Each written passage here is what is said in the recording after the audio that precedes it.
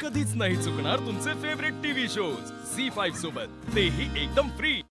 दुर्गा, तुला मी आज जे काही सांगणार आहे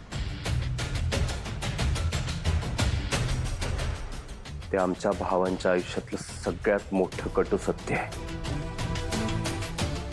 ते आजवर मी कोणालाच सांगितलं नव्हतं।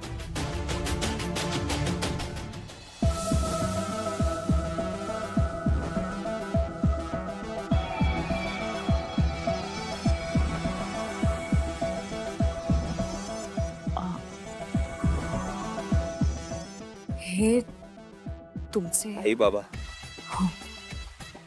हे कसे गेले तुला माहिती आहे? हो, अपघात होता ना? अपघात नव्हता तो, अपघात नव्हता।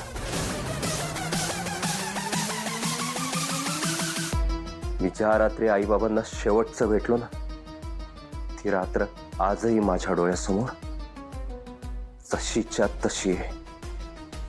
कुठल्या तरी डील साठी बाबांना पुण्याला जायचं होतं, पण बाबांनी एकट्याने जावं असं आईला वाटत नव्हतं। नेमका त्या रात्री मला खूप ताप आला होता। एजे म्हणले मी जातो दादा बरोबर, तसे ते एकत्र निघाले। पण तितक्यात एजेंना कोणाचा तरी कॉल आला आणि एजेंटचं जाणं रद्द झालं। मग बाबा पुन्हा एकटे निघाले। आईला मलाही सोडवत नव्हतं, पण तिला बाबांनी एकट्यांना जाऊ द्यायचं नव्हतं। ती म्हणाली मी येते तुमच्या बरोबर। आणि निघताना आई माझ्या समोर आली आणि मला म्हणाली, किशोर बाळा, तू या घरातला मोठा मुलगा आहेस ना, प्रमोद आणि विराजकडे लक्ष दे, तुझ्या गोळ्या वेळेवर घे।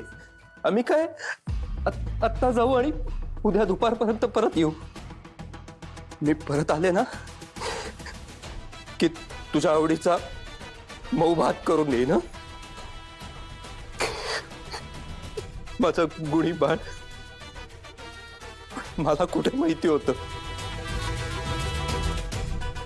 की तेव्हा मी माझ्या आई वडिलांना शेवटचं बघत होतो।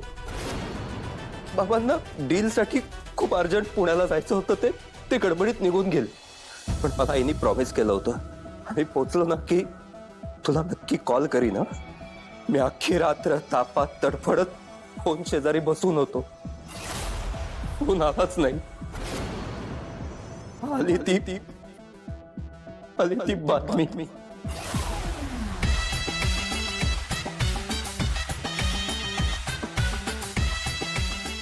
किशोर, तुम्ही इथे बसा। Kishore, I am so sorry, please तुम्ही शांत व्हा।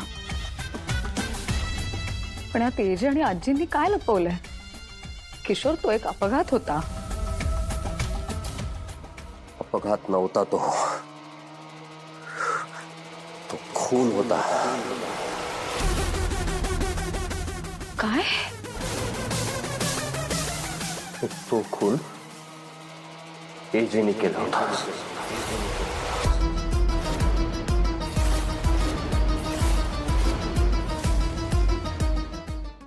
झी5 ॲप डाउनलोड करा आणि पहा सर्व एपिसोड्स एकदम फ्री।